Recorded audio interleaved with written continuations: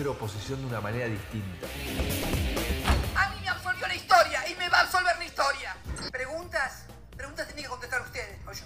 Muchas de las cosas que él ha dicho no son las que uno piensa. Creo que también dice demasiadas cosas.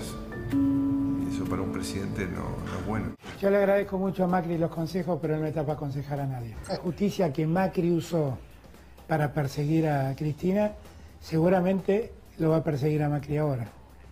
Y la verdad yo lo que quiero no es una justicia que persiga al opositor ocasional de un gobierno de turno. Yo les garantizo que durante mi gestión se acabaron los operadores judiciales, los operadores mediáticos. En este día y cada día, sí, juro.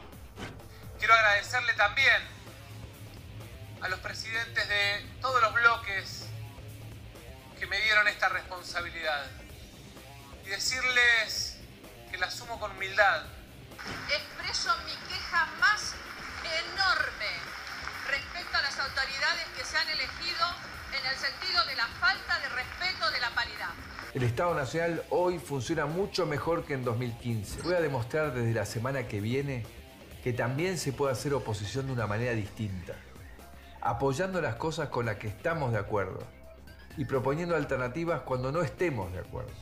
Santiago, como yo siempre digo, tiene la condición necesaria para ser jefe de gabinete. Martín Guzmán es un economista, es egresado de una de las 5 universidades más importantes de los Estados Unidos. Para mí es una gran alegría que Martín haya aceptado el desafío de dejar Nueva York y de volver a Buenos Aires para hacerse cargo del Ministerio de Economía. Lo ganeamos la elección, lo llamé y le dije, tenés que hacerte cargo de la Procuración del Tesoro. Estoy hablando de Carlos Zanini. Nadie me lo impuso. Tengo enorme confianza en todos y cada uno de ellos, en su juventud, en su garra y en sus ganas. Ojalá recibir el país del que habla el presidente, pero el que me toca recibir es un poco distinto.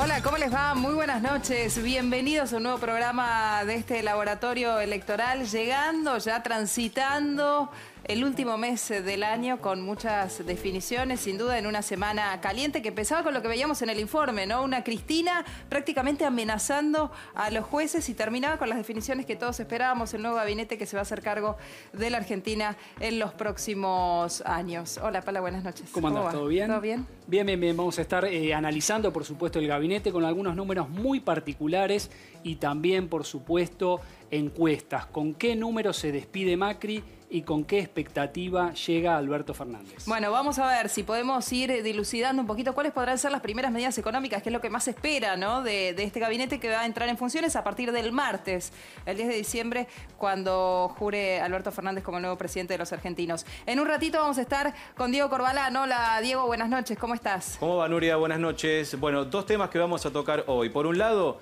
¿qué dijeron las redes sociales y la web sobre los ministros de Alberto Fernández? Y durante esta semana que pasó, ¿qué dijeron precisamente las redes y la web del propio presidente electo que asume el próximo martes? En un ratito nada más, saludo también a Brenda Struminger. Brenda, felicitaciones por la distinción de FOPEA. Muchísimas gracias, Nuria. Hoy vamos a hablar sobre las informaciones o desinformaciones que circulan involucrando a periodistas para que digan cosas que en realidad no dijeron, en general periodistas de renombre. Bien, en un ratito. Mientras tanto, saludo a quienes nos visitan esta noche. Facundo Nehamkins, gracias por haber venido, politólogo, director de Opina Argentina, gracias por estar nuevamente con nosotros. Y nuestros colegas, gracias por volver a visitarnos. Por un lado, Willy Cohen, gracias, Willy, por venir. Muchas gracias.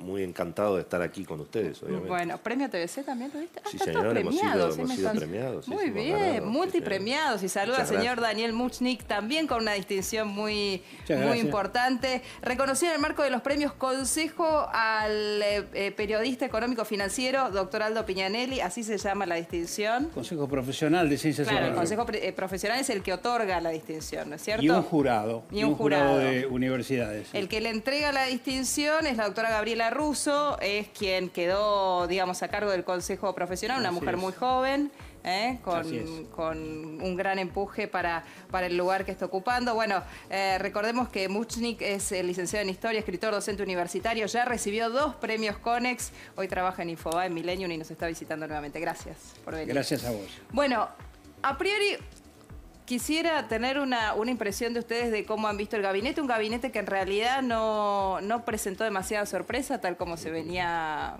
hablando en el último tiempo. ¿Qué es lo que esperan? Bueno, me parece que fue en general un gabinete sin sorpresas, pero equilibrado. Y te diría que en lo que tiene que ver con el área económica en particular, bueno, yo vi una presentación bastante moderada de Alberto Fernández, que en alguna medida se presentó como un presidente que quiere, e incluso dijo que está negociando con los acreedores, o sea que no parece un presidente que quiera ir al default o a una batalla, digamos, política con los acreedores, como en alguna medida fue la característica del último gobierno de Cristina, y es un poco el fantasma en el mercado, digamos, ¿no? Entonces me parece que en ese sentido las señales fueron de alguna manera moderadas. Falta mucho por ver, falta por supuesto conocer, no sé si lo tienen al secretario de Finanzas, ese todavía no, por lo menos no apareció, y por supuesto conocer un poco los detalles, las medidas, ¿no? No se mencionó la palabra inflación. Sí, hasta ahora no. En toda la presentación del presidente electo, ni en las preguntas de los periodistas. No se mencionó la cuestión de los impuestos. Nadie preguntó respecto de los impuestos, que es otro de los temas importantes a mirar para adelante. Pero en general te diría que me pareció, incluso hasta, por simplificarlo, más albertista de lo que tal vez se esperaba, ¿no? Si bien hay figuras importantes, por supuesto, que tienen mucho que ver con Cristina. Eso, bueno, digamos, cada uno se quedó con un espacio, porque digamos, hay mucho albertismo, está parte del cristinismo, lógicamente. No podía ser de otra manera. No, pero está también representado el Partido Justicialista y hay gente de Massa también que en algún momento decíamos, bueno, Massa se quedó sin nada. No gobernadores, no sindicatos. No sindicatos, sí. No sindicatos. Gobernadores, ojo con este dato, ¿no? ¿Te parece homogéneo, Daniel? ¿El gabinete? Sí. Me parece interesante, vamos a ver qué suerte tienen, ¿no? Porque digamos, la pared se le puede venir encima, hay muchos problemas muy serios, ¿no? Muy serios, especialmente tengo miedo del tratamiento de la deuda externa, es decir, que seas egresado de Yale y que seas discípulo de Joseph Stiglitz no garantiza que tengas todos los botones y todos los timbres como para solucionar realmente el tema de la deuda externa, ¿no? De todas maneras hay buena voluntad, el clima es de buena voluntad, de no enfrentamiento, en un gobierno que es esencialmente bifronte. Claro. No hay, sin embargo, una actitud agresiva ni por parte de Fernández a la presentación, ¿no? Facundo, ¿cómo lo viste? No, me parece que es un gabinete que tiene muchos nombres que uno puede reconocer como cercanos y leales con el actual presidente, es decir, la idea que él planteó en algún momento de que iba a ser un gabinete armado por él se puede reconocer a simple vista. Por supuesto que, digamos, él forma parte de una coalición de actores políticos con peso, entre los cuales obviamente se destaca la expresidenta, y era obvio que ella algún peso tiene que tener en el armado y en la forma que ese gabinete. Un tema que, digamos, me parece importante para resaltar es que, digamos, de alguna manera uno puede reconocer una línea de cierta, digamos, Daniel y Willy lo van a poder explicar mucho mejor, de cierta heterodoxia en términos económicos, que bueno, de alguna manera confirma lo que venía señalando Alberto Fernández en la campaña, porque en algún momento se señaló, o algunos esperábamos que podía haber sorpresas relacionadas con la irrupción de un economista más reconocido, quizás más cercano al establishment, como se menciona. O todopoderoso. De hecho, fíjate que la figura de Mercedes Marco del Ponte, desde mi punto de vista, excede a la FIP. Porque en alguna medida Mercedes ha sido, bueno, jefa, digamos, de Culfas, de Todesca, tiene, digamos, una larga trayectoria en, digamos, la defensa de la economía productiva, muy en contra de la economía financiera. Yo veo ahí, digamos, algún grado, digamos, también de señales importantes. Así que sí, efectivamente es eso me parece que es una impronta para mirar. Pero como dice Daniel, la realidad es muy compleja, digamos. Y bueno, Miguel Pez en el Banco Central te diría que para el sector financiero en alguna medida es una tranquilidad, porque Miguel Pez es un tipo que conoce del sistema financiero, ha trabajado en bancos, ha estado en el Banco Central. Tiene estaño. No es una persona que vaya a hacer una locura, digamos, es decir, esta idea de que se va a emitir a lo loco y entonces va a haber una hiperinflación. Me parece que con el equipo que se presentó ayer, la figura de Guillermo Nielsen en YPF, digamos, me parece que es un gabinete, bueno, para ponerle una ficha, digamos. Ahora después vamos a, insisto, hay que mirar los anuncios, las medidas y por supuesto todo completo, quiénes van a ser los secretarios. Claro, ¿qué equipos va a formar para cada ver. uno? Sí, recién Daniel decía, no hay super ministro de Economía y fue uno de los preceptos o mitos que se fueron cayendo de lo que se suponía que iba a ser el gabinete de Alberto. El otro, que no iba a haber exministros importantes de gobiernos kirchneristas anteriores, terminaron quedando Agustín Rossi en Defensa y Ginés González García en Salud. La influencia de Cristina, yo creo que ahí es medio a gusto de consumidor, cada uno cuánto cree que la influencia de Cristina es más o menos grande. La figura más emblemática y quizá polémica es la de Carlos Zanini, y el otro tema, en algún momento se supuso que iba a ser un gabinete un poco más chico, es decir, un intermedio entre los 10 que bajó Macri y los 20 que tuvo en su momento. 17. No, bueno, 20. Ahí me parece que es importante también una señal, que si bien era cantada y evidente, digamos que obviamente se viene más Estado, ¿no? Es decir, vos fíjate que incluso hasta se anunció que va a haber una recomposición en las jubilaciones más bajas y en los salarios más bajos. No se anunció en detalle, pero fue una de las respuestas del presidente. Y en ese sentido, bueno, lo que sí estamos viendo es mucho más gasto público. No está claro cómo eso se va a financiar, aunque descontamos que van a aumentar las retenciones, que van...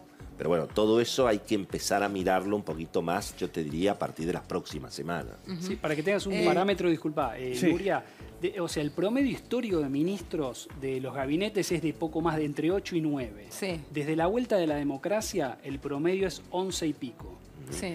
Desde Alfonsín hasta el 2007, primera presidencia de Cristina, había siempre entre 9 y 10. Cristina lo llevó de 10 a 15. Sí. Macri lo lleva a 20. Baja en un momento que fue en realidad casi un maquillaje. Fueron Porque casi no 23, los de Macri fueron 23 llegó a ministros. tener, Llegaron llegó a tener, y después bajaron, bajaron a 10 vuelven. sin gastar el gasto. Esto es lo que destacaba un informe muy interesante de la Universidad Austral. Sin que achique el gasto público. Sin que achique el gasto. Fue un maquillaje, bajó a 10 y Alberto que los vuelve a subir a 20. Sí, Daniel. No, a mí lo que me tienta, digamos, de este nuevo planteo ministerial es que no hay una ortodoxia. Sí, la ortodoxia le ha hecho mucho mal al país. Y lo hemos visto en los últimos 4 años. Sí. Pasamos de ortodoxo en ortodoxo hasta llegar a la cunza. Es decir, la heterodoxia es muy importante, pero lo que tengo, donde fijaría prioridad, y que me perdonen los aquí presentes, es el tema político. El peronismo es un archipiélago. Es un verdadero archipiélago. Y es un lugar de disputa de poder. Esto no es un chiste. No creo que... Yo creo que Cristina puso a dedo a determinadas personas. Que no fue Alberto, el señor todopoderoso, el presidente que designó a Gusto y Piacere. A ver, pongamos nombre. Zanini, por ejemplo. Bueno, Zanini, digamos, es un puesto que Cristina realmente impuso. Sí. Por una consideración humana hacia Zanini, según explicó ella, o según explicaron la gente que lo rodeaba, ¿no? La ministra de Seguridad. La ministra de Seguridad también, la gente del CELS, la mujer del CELS. Sí. Sí. Pero, digamos, en general hubo una decisión conjunta y a veces imperial por parte de ella. Fíjate el acontecimiento. Ella está en Cuba. Sí. Vuelve de Cuba y ahí se decide en su casa quiénes van a entrar al gabinete y quiénes no van a entrar al gabinete. Es decir, Fernández está esperando que Cristina llegue para ver cómo se conforma el gabinete. Bueno, ahí habría que... Estos son detalles a lo mejor aparentemente frívolos o aparentemente superficiales. Para mí no lo son. Ahí lo que habría que ver es si está bien o está mal lotear, ¿no? Por decirlo de alguna manera bruta, el gabinete en función de las alianzas políticas. Algunos macristas creen que el error de Macri fue justamente no haberlo hecho. O sea, haber hecho acuerdos parciales con Massa sin darle un ministerio, haber hecho acuerdos con la UCR, pero después eligiendo caprichosamente algunos ministros, y que eso lo terminó debilitando, y es el camino inverso al que está tomando Alberto Fernández. Cuando presenta el gabinete, Alberto, la primera frase que él dice es: esto es un frente. Él habla de un frente y lo explica de esa manera, ¿no? Dice, armé 3 gabinetes en mi vida.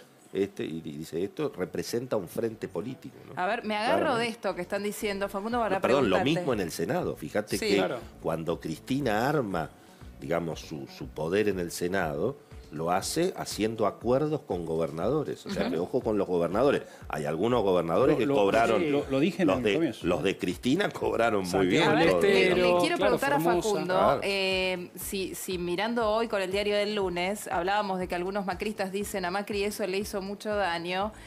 ¿Qué gabinetes tuvieron tal vez una mejor performance? Aquellos que sí pudieron contemplar los integrantes de distintos sectores, o los que se cerraron como se cerró el macrismo. En la Argentina no hay mucha experiencia de gobierno de coalición. Lo que existe en las experiencias de gobierno de coalición es el riesgo del efecto transbordador.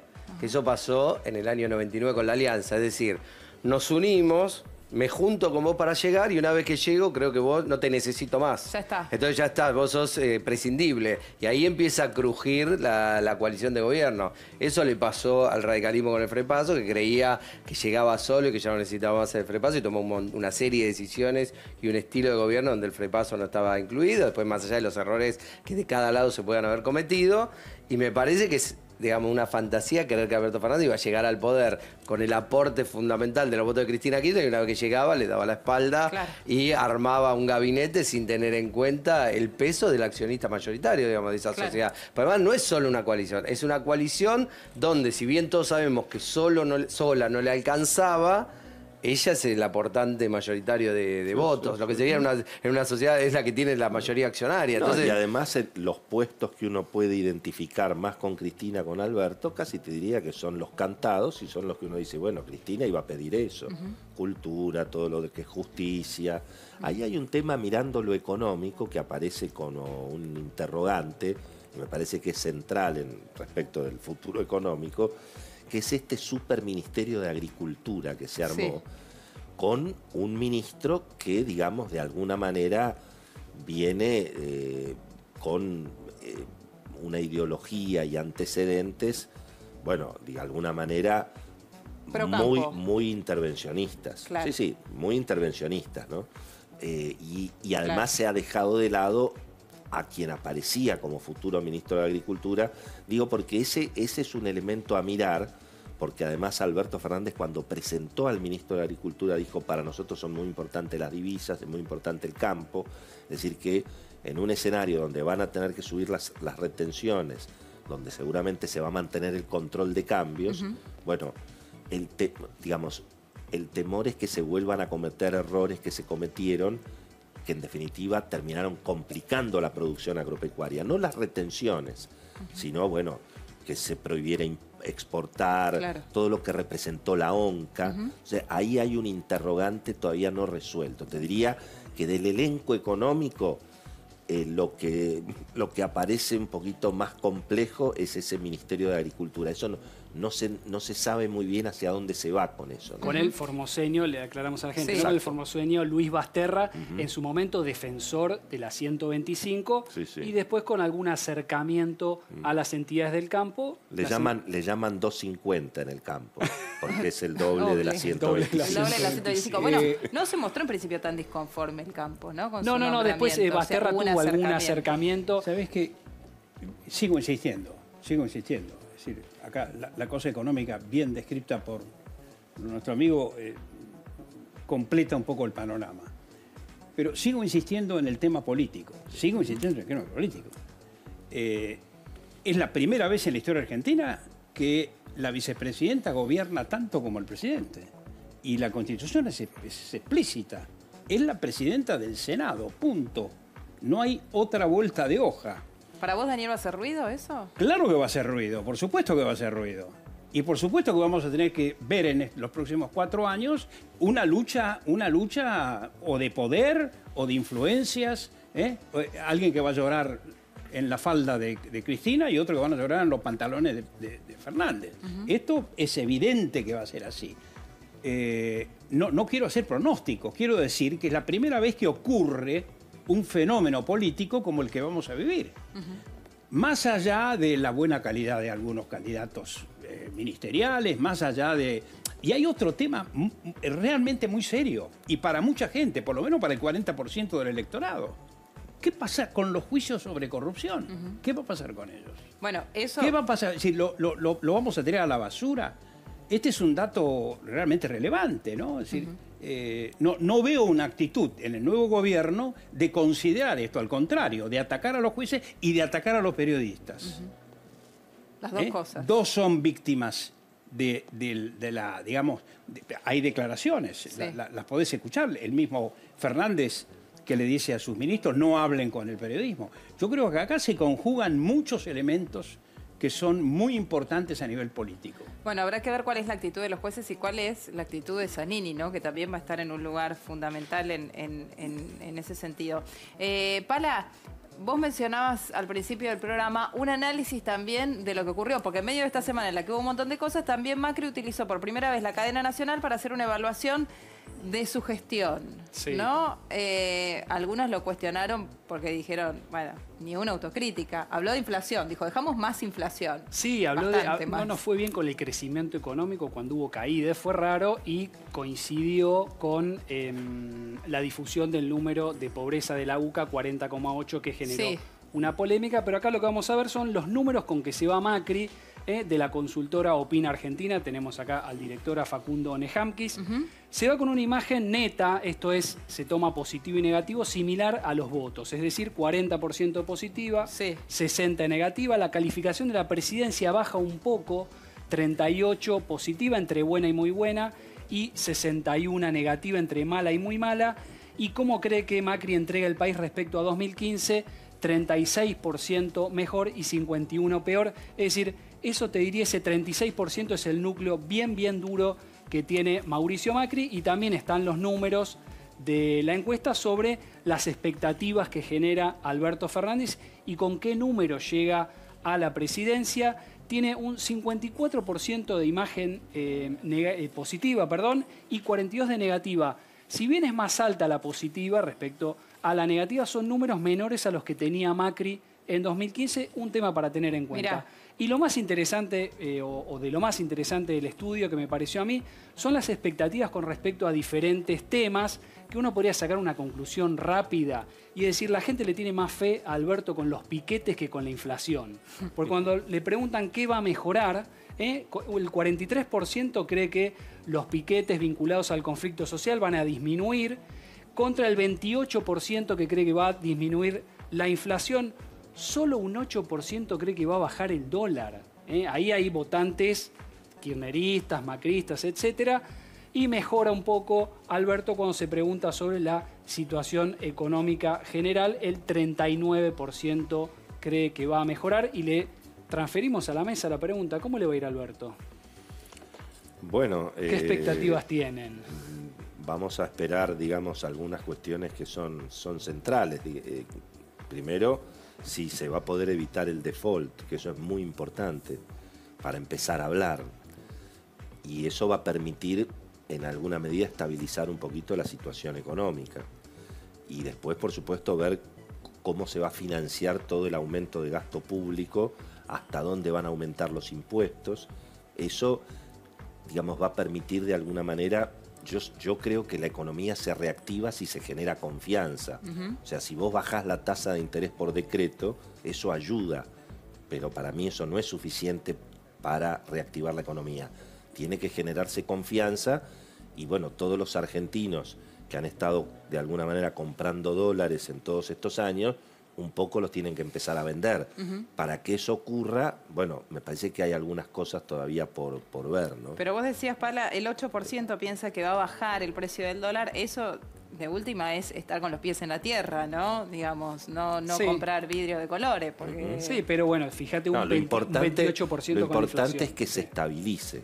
Claro. O sea, eso es importante. O sea, nadie trae capitales, nadie trae dólares a 70 pesos y cree que dentro de un tiempo va a subir mucho más. Entonces, eso es... Y para estabilizar, o sea, hay que entender que en alguna medida la corrida contra el peso, la corrida, digamos, está contenida, no está resuelta. Está contenida por el cepo y porque hubo una venta inusual de dólares del campo, previendo que vienen las retenciones. Claro. Entonces, me parece que hay que tomar conciencia de que es importante. Yo creo que Alberto Fernández eso lo tiene totalmente claro y por el equipo que él mostró también.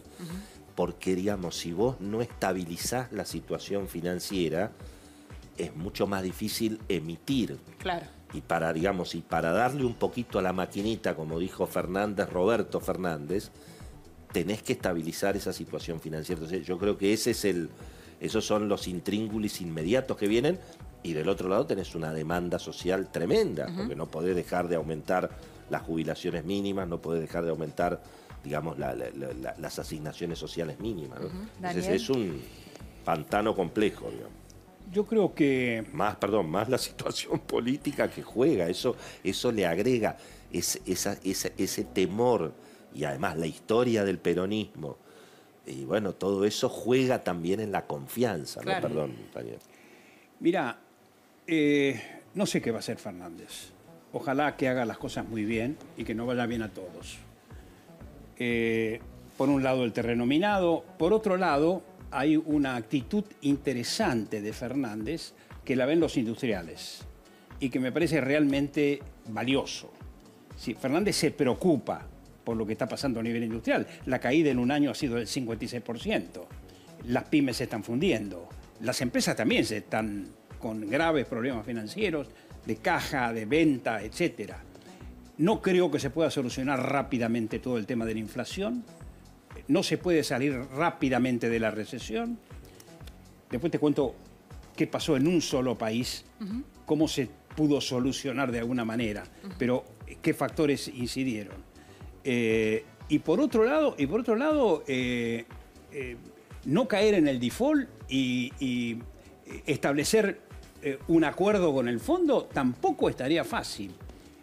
Yo le deseo todo lo mejor, realmente, pero ojo, no son deberes fáciles para hacer. Son realmente muy complejos y es una trama política, económica, y además a nivel de Fondo Monetario, a nivel exterior, que es realmente significativa. ¿Y cómo incide el clima social, Facundo, en los primeros? ¿Cuánto podemos decir que tiene el gobierno de Alberto Fernández para mostrar algo? Porque antes eran los primeros 6 meses de luna de miel, esto se redujo a los primeros 100 días, ahora 100 días es muchísimo tiempo. ¿En cuánto cerramos? ¿30 días?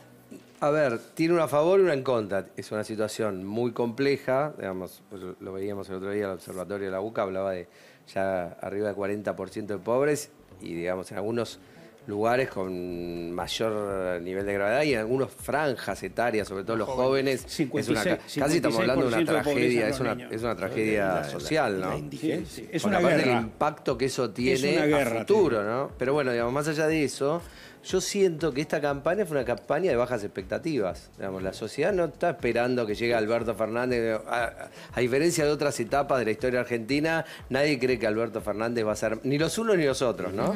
Va a ser magia y va a poder resolver. Todos hablan de una situación compleja y de que hay que esperar. Sí creo dos cosas por ahí, medio eslogan, pero me parece que Alberto Fernández busca recrear su propio 2003. Claro. ¿Qué significa? Néstor Kirchner también llegó al gobierno con escasos niveles de legitimidad política. Una parte era prestado por Duhalde, que era quien lo empujó a ser su candidato presidencial, y otra parte prestado por Carlos Menem, que había desistido de ir al balotaje. Entonces, con el 22% se encontró en la necesidad de asumir la presidencia. Digo, me parece que Alberto Fernández busca su propio 2003, que significa tratar de reconstruir su legitimidad, no por origen, sino por la legitimidad del propio gobierno. Entonces, digamos, para que esos desequilibrios políticos que vienen de origen, que son una realidad y que hay que aceptarlos, que son estructurales. Claro, son estructurales, se equilibren, es necesario que a Alberto Fernández le vaya bien.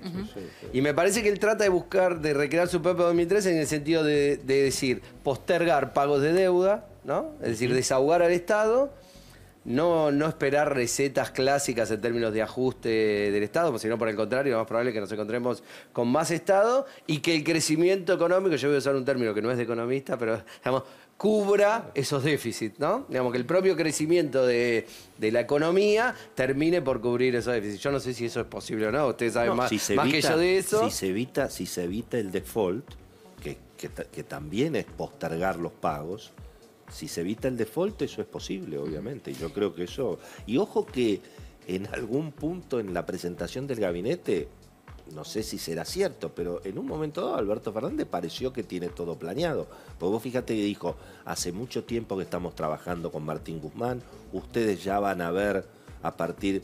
O sea, tal vez hay un plan económico impresionante que no conocemos. Con el que nos van a sorprender. ¿Y tu experiencia te indica que en la Argentina se puede planificar? No, pero, viste, qué sé yo, vamos Pero a también esperar. se puede sorprender, ¿no? El kirchnerismo de eso sabe, puede sorprender. de eso, hacer sorpresas. ¿Sabe desde Hubo algunas presidente. sorpresas económicas, Daniel. Sí. Uno, digamos, la convertibilidad, el plan austral, hubo sorpresas, si querés decir. ¿Y de qué dimensión? De gran dimensión. Bueno, después igual le vamos a preguntar un poquito más a Willy, a ver de qué tipo de sorpresas nos podemos llegar a encontrar. Tal vez le sacan algunos ceros a un número. Acá alguna vez lo planteamos esto. Mientras tanto, me voy a ir con Diego para el primero, Diego, de los temas de hoy, que tiene que ver con la valoración en lo que llamamos la caja de resonancia, las redes, los ministros más nombrados del gabinete de Alberto. Exactamente. Bueno, ministros más nombrados, que hay particularidades, y fíjense cuál es el escenario digital que se compuso. Tomamos la última semana, hicimos la última semana de análisis y descubrimos este fenómeno. Ginés González García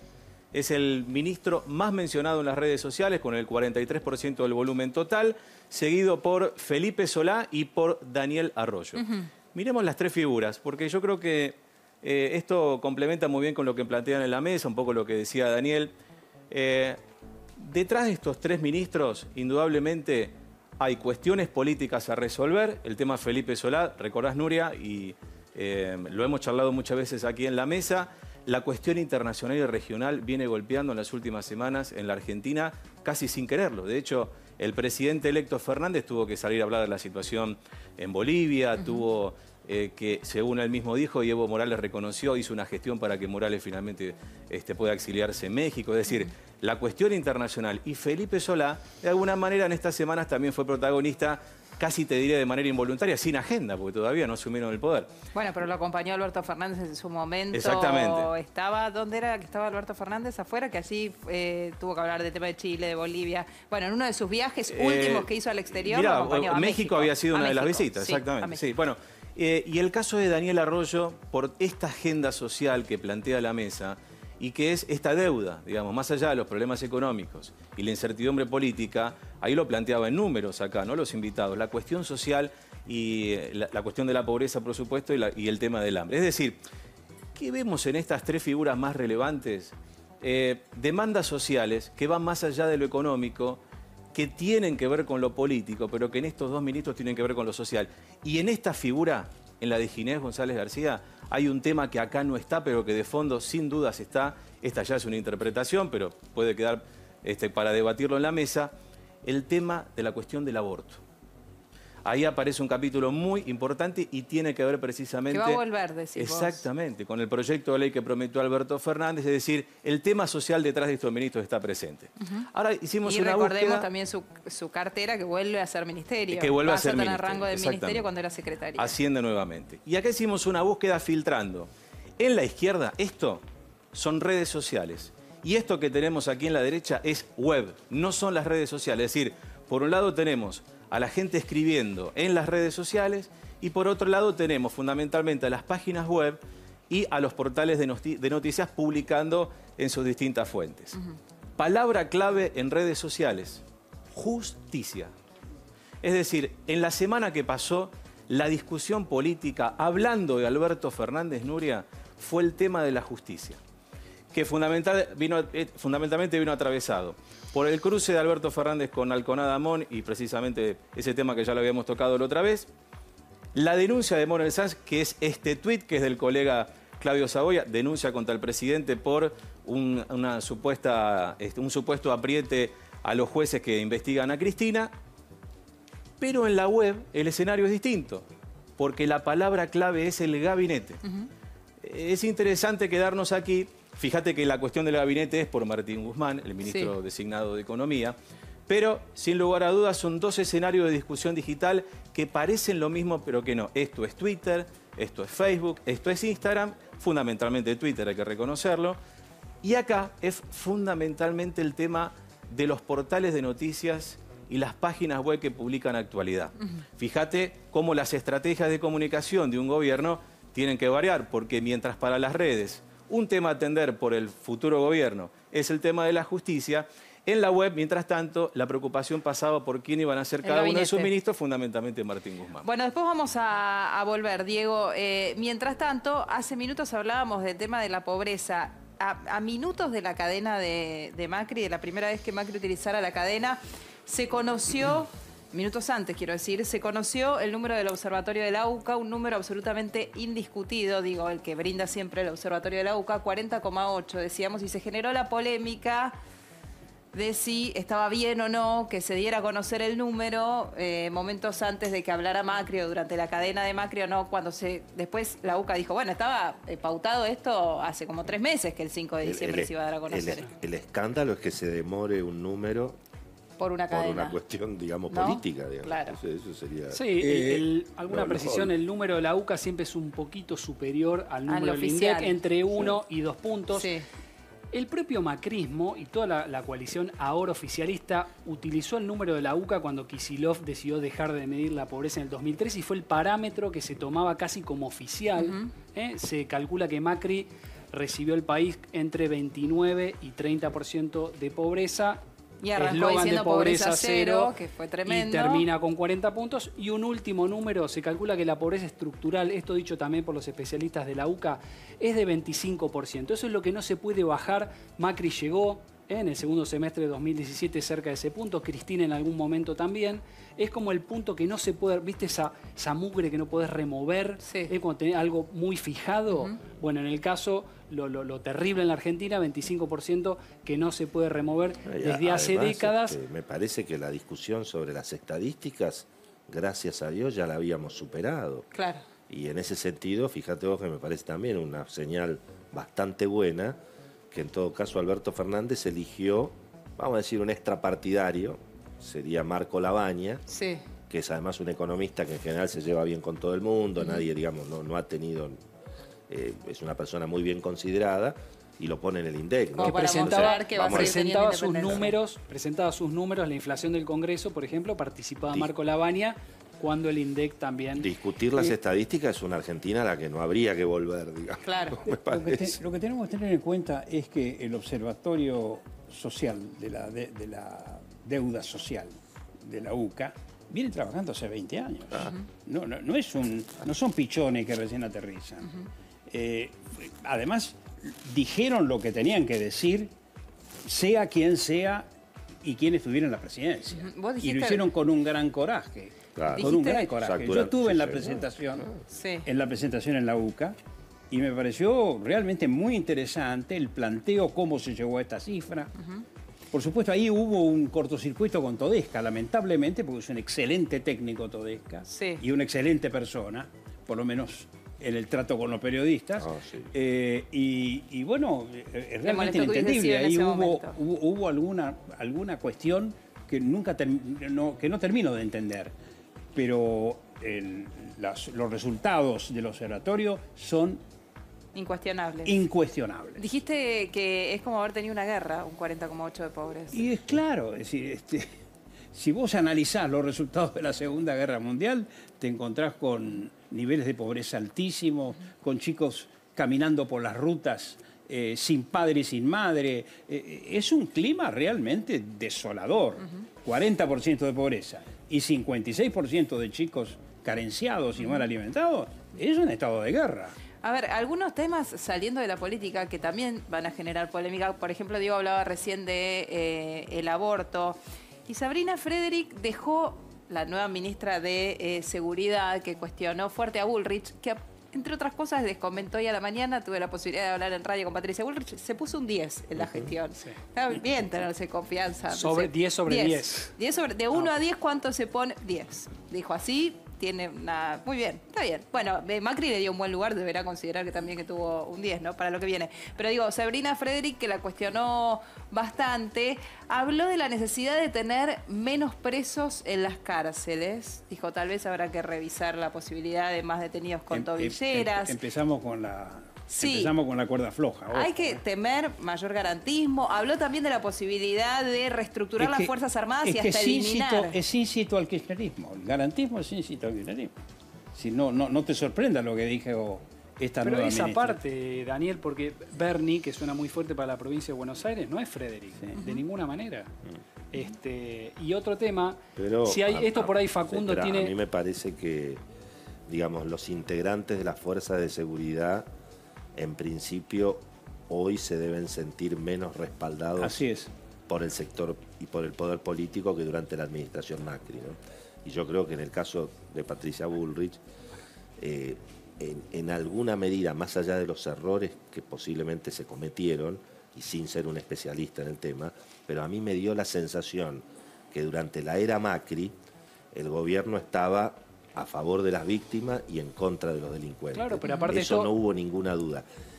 Digamos, en algunos sectores de lo que puede representar en alguna medida la mirada del CELS, del periodista Horacio Berbisky, de lo que ha sido en alguna medida esos sectores del kirchnerismo, me parece que la mirada es otra y eso va a ser un tema que va a generar, bueno, seguramente movimientos también en la relación de Horacio Rodríguez Larreta, porque no te olvides que ahora existe una policía de la ciudad que va a tener que convivir con un ministerio de seguridad a nivel nacional de otra característica y de otra mirada, con la policía de la provincia de Buenos Aires. Ese es un gran tema, fíjate vos que cuando le preguntaron al presidente sobre ese tema, dijo, estamos terminando de definir todo lo que es inteligencia, seguridad. Tal vez ahí Gustavo Vélez, como digamos pensador de un nuevo Estado, pueda tener alguna Es que si se confirma Bernie, ¿no? Me parece la interna que va a haber es Frederick Bernie, sin duda. Sí, claro. Y por ahí en esto Facundo también sabe más y coincido con Willy. En muchas encuestas de opinión pública, seguridad estaba relativamente bien ubicado. Sí. Y en ese sentido, como así cuando Marcos Peña dice la gente no vota por la economía y uno dice no tiene razón, también quizá el kirchnerismo interpretando que el voto a Alberto Fernández es un voto de señal al garantismo, también después la puede estar tirando afuera. Puede equivocarse. Ojo con la interpretación que se hace sobre la demanda. Al falso garantismo. Todo el mundo está con la garantía de la Constitución. Eso tiene que regir. No, a mí me parece que la visión, por lo que uno puede escuchar de Alberto Fernández, digamos, independientemente de visiones garantistas más extremas y visiones menos garantistas, me parece que lo que diferencia quizás a las dos visiones, planteándonos en la mirada del presidente, no después en otros, digamos, sectores que están por ahí más lejanos de la mirada del presidente, y esto lo ha dicho él públicamente, que él plantea que hay una relación directa entre situación económica y crecimiento del delito. ¿No? Esto lo ha dicho con claridad. Entonces, plantea que una de las cuestiones fundamentales para resolver el problema de la seguridad es una sociedad más igualitaria. Del otro lado, se plantea por ahí una visión que cinde más, digamos, estas dos cuestiones, y es más difícil encontrar en Patricia Bullrich o en Mauricio Macri una visión, un discurso que una estos dos puntos. Digo, para no caer en la cuestión jurídica de garantismo más, garantismo menos. Me parece que ahí es donde está la principal diferencia, y es lo que hace que a veces los gobiernos más del mundo progresista, o de la izquierda, o de naciones populares, como cada uno lo quiera llamar, desatienda, por decirlo de alguna manera, la cuestión de la seguridad porque cree que se resuelve todo resolviendo la situación económica, y todos sabemos que hoy eso no es así, que el delito tiene algunas complejidades que lo independizan y lo autonomizan. Del otro lado, creo que a veces se cinde demasiado, que digamos, algún tipo de delito sí se activa y se potencia cuando la economía funciona muy mal. Convengamos que cuando uno mira el gabinete, todo el área vinculado a seguridad, derechos humanos, naturalmente, todo eso tiene un tinte, si querés, más de Cristina, pero eso puede ser un prejuicio también. Después hay que ver las políticas. Veremos. Y veremos también la respuesta de las Fuerzas Armadas en este sentido, con esto de que la función pública dentro de las Fuerzas Armadas desmoralizada como dijo la nueva ministra, genera una bolsa de desempleo muy costosa para el Estado. ¿Qué quiere decir eso? Que va a haber una reestructuración. ¿Qué van a decir los representantes de las Fuerzas Armadas? Pero eso lo vamos a ver con el correr de los días. Brenda, a ver, habías adelantado esta vez los periodistas como víctimas de la fake news.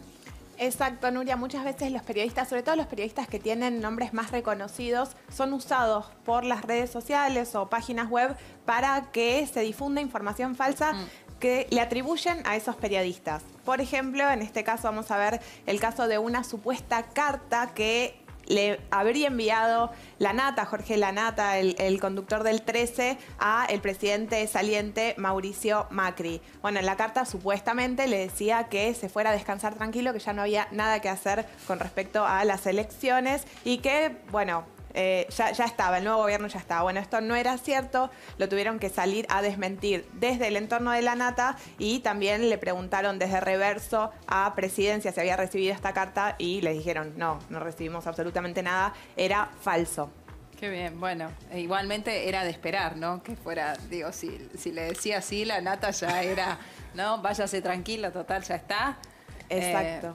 Sí, por eso además, siempre decimos desde acá que hay que cuando uno sospecha, hay que por lo menos esperar, ¿no? Hay que esperar, hay que chequear. Exactamente. Bueno, otra que estuvo circulando fue relacionada con otro periodista conocido, Luis Majul, con una captura de pantalla modificada para que pareciera que él estaba diciendo que Alberto Fernández tenía algo de Nelson Mandela. Bueno, esto tampoco era cierto, estaba modificado. En realidad, lo que había en ese graph era un textual de Alberto Fernández, donde decía otra cosa, nada que ver. Y bueno, tuvo que salir nuevamente. Desde Reverso le preguntaron a Majul si era cierto que había dicho esto. No era cierto y le dieron la captura verdadera del videograph. Interesa una más, ¿no? Y por último, sí, una noticia falsa donde se usó a Hugo Alconadamón, periodista de investigación del diario La Nación, donde decía que, digamos, acá vemos la captura de que Hugo está avisando que estaba circulando por WhatsApp, también por otras redes sociales,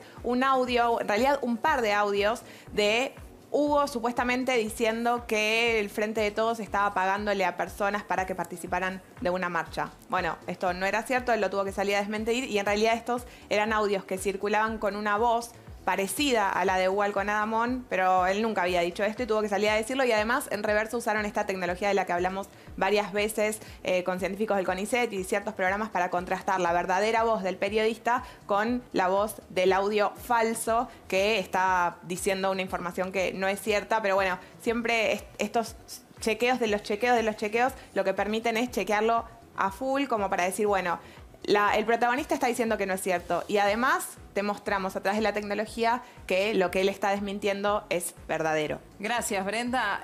Dijo marcha contra marcha. La de Macri ya tuvo la suya de despedida en el día de hoy y viene la de bienvenida de Alberto Fernández. Y mañana todos a Luján. Por lo menos hasta ahora confirmaron presencia tanto Alberto Fernández como Macri. Muchnik me quiere decir algo. Me están pidiendo pausa. ¿Lo decimos ahora o lo decimos después? Después. ¿Puede ser? ¿Cómo no? Arranco con Daniel Muchnik. Entonces, ya venimos. Quédate en el laboratorio electoral.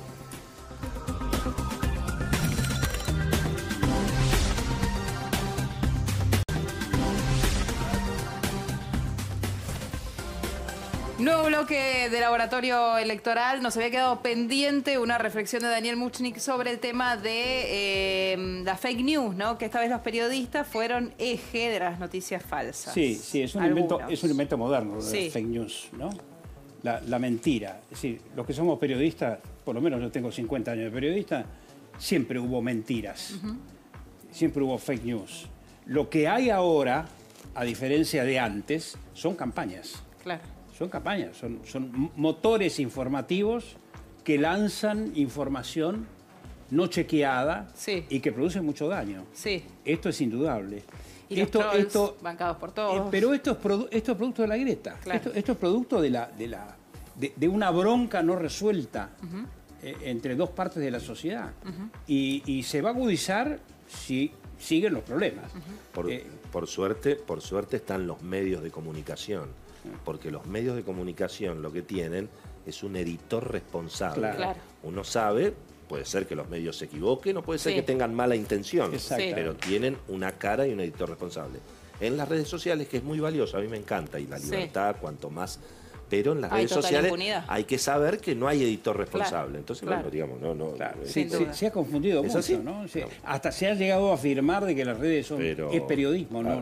la cosa no es así. Pero esto le da una gran oportunidad a los medios de comunicación que en alguna medida están creciendo cada vez más en el mundo digital porque la gente disfruta de las dos cosas, digamos, de la impunidad y de la libertad y de la frescura, si querés, de las redes sociales, que también es importante para saber cómo está la Por calle, dónde, digamos. claro, exacto. Pero La también, pregunta de todos los días, pero al Willy. mismo tiempo también esto de alguna manera, digamos, construye medios de comunicación más sólidos, ¿no? Bueno, las elecciones pasaron, pero como acá tenemos al gran especialista de todas las encuestas, este es el encuestómetro del día.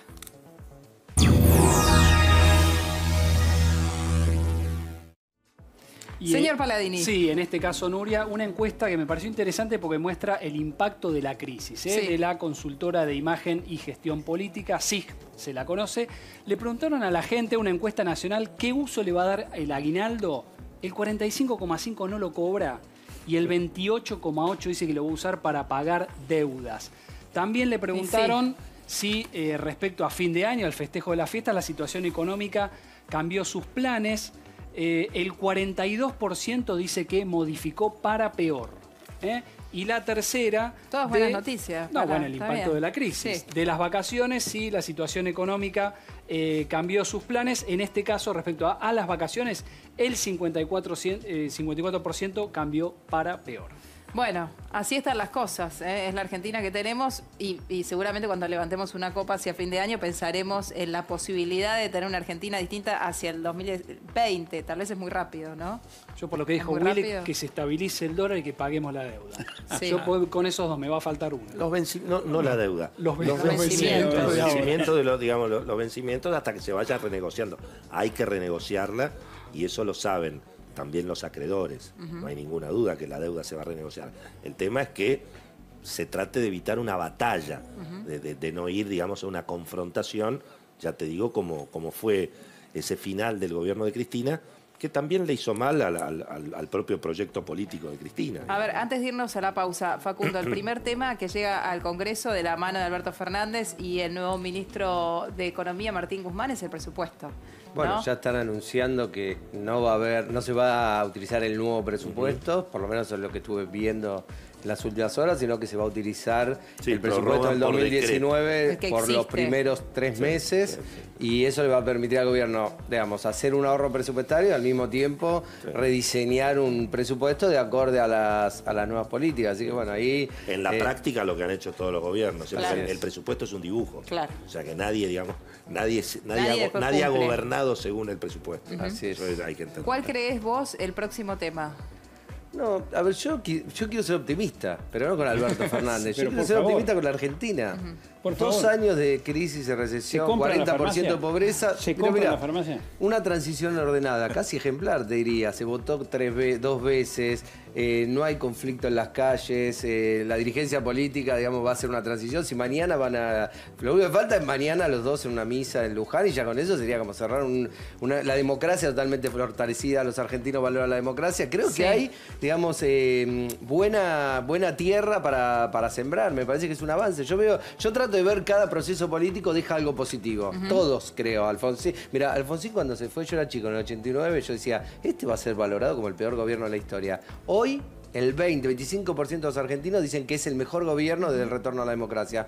Hay que esperar. Todos los gobiernos van dejando algo positivo. Así que yo creo que esta transición nos va a dejar algo interesante en términos de negociación política, de intercambio entre actores que piensan diferentes. Y creo que figuras como Alberto Fernández, como Horacio Rodríguez Larreta, también van a aportar porque son personas más moderadas que Macri y que Cristina. Bueno, ayer se los vio juntos, por Así lo es, por pronto eso lo Alberto dije. Fernández y a Rodríguez. Todo tiene que ver con todo.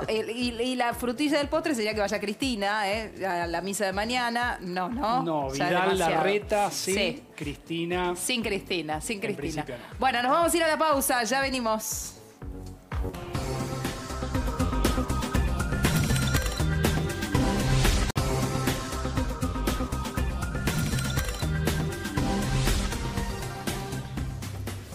Estamos sobre el cierre de este laboratorio. Macri se ha despedido ya, está pensando en sus vacaciones, se va con Juliana a Europa, ¿no? Sí, se muda al Bajo San Isidro. Se muda, vendió su casa anterior. ¿Va a ser el próximo jefe de la oposición? Eso lo define la historia, digamos. Hay que esperar, me parece que va a influir mucho qué características tenga el gobierno de Alberto Fernández, si lo reivindica a Macri o no. Y lo que suceda en el mundo opositor, si se va a mantener unido o el peronismo va a tener las habilidades como para fragmentar la oposición. Willy, ¿te imaginas una buena convivencia entre oposición y oficialismo? No, me parece que va a haber una nueva transversalidad. Si uno mira cómo se votó la ley de góndolas, cómo se votó la ley de alquileres, creo que ahí viene en alguna medida una nueva transversalidad. Macri va a cumplir un rol parecido al que cumplió Cristina cuando perdió las elecciones.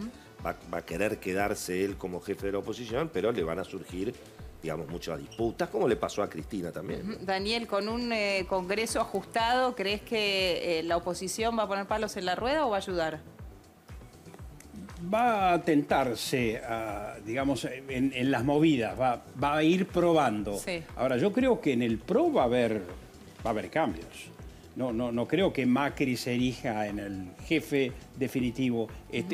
Velo a través de lo que pasa con los radicales. Claro. Ve lo que pasa con la designación en la Auditoría General de la Nación. El PRO quiere poner a Pichetto, mientras la Unión Cívica Radical quiere poner a Jesús Rodríguez. Esto no es un detalle menor, es un detalle de tensión entre las fuerzas. Bueno, veremos cómo se dirime. Les agradezco a todos el haber venido esta noche. Sí. Gracias, Brenda. Gracias. Diego. Gracias, Paula Balmayor, que como cada sábado me viste. Señor Palladini, nos encontramos programa el próximo con sábado. un nuevo gobierno. Con nuevo presidente de la Nación. Sí, es así. Y elegido en democracia, así que eso hay que celebrarlo siempre. Gracias por habernos acompañado. Que tengan una buena semana.